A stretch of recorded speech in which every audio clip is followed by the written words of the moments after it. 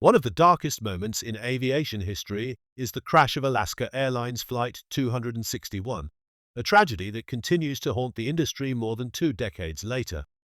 On January 31, 2000, a routine flight from Puerto Vallarta to Seattle with a planned stop in San Francisco ended in catastrophe when the aircraft plunged into the Pacific Ocean off the California coast, killing all 88 people on board.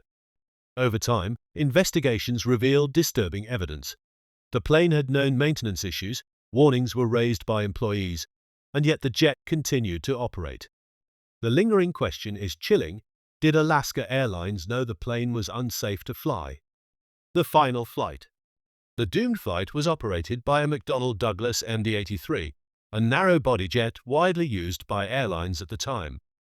Shortly after takeoff from Puerto Vallarta, the two experienced pilots, Captain Ted Thompson and First Officer Bill Tansky, noticed unusual vibrations in the horizontal stabilizer, the component that controls the aircraft's pitch. As the flight neared California, the situation worsened dramatically.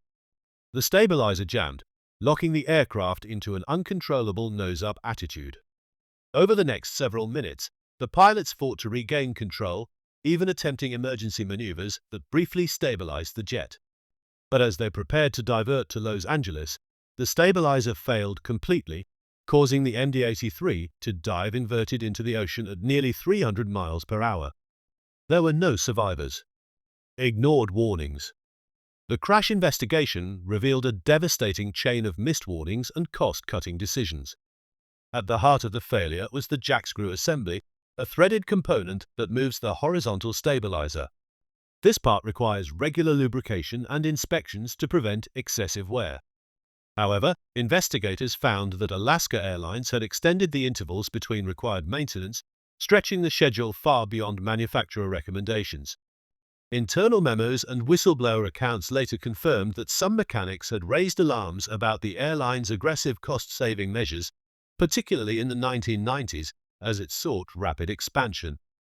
Even more alarming, the very aircraft that crashed had previously experienced stabilizer trim issues.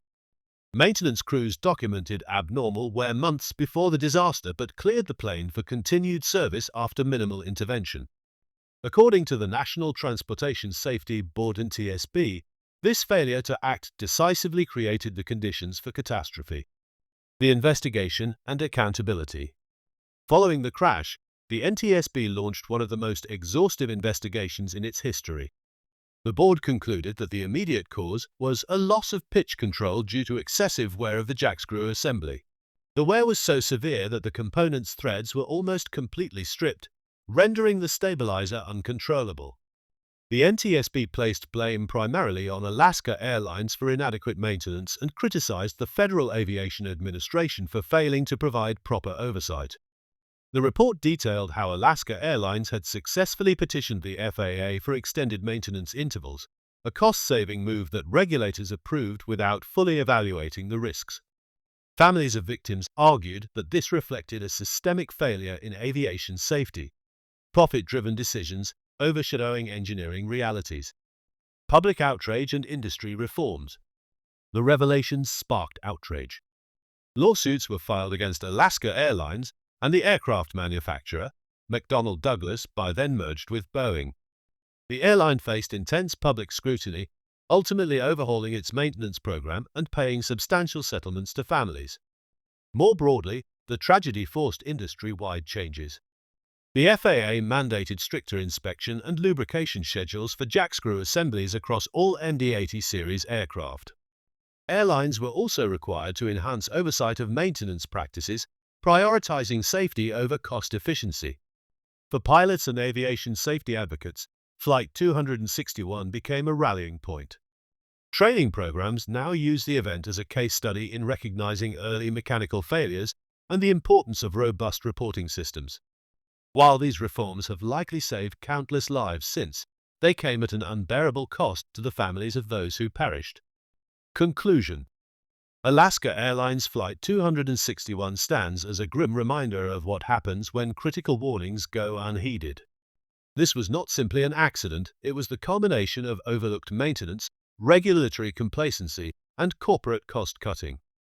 The heroism of Captain Thompson and First Officer Tansky, who fought desperately to save their passengers, remains etched in aviation history. But so does the painful reality that this disaster could have been prevented.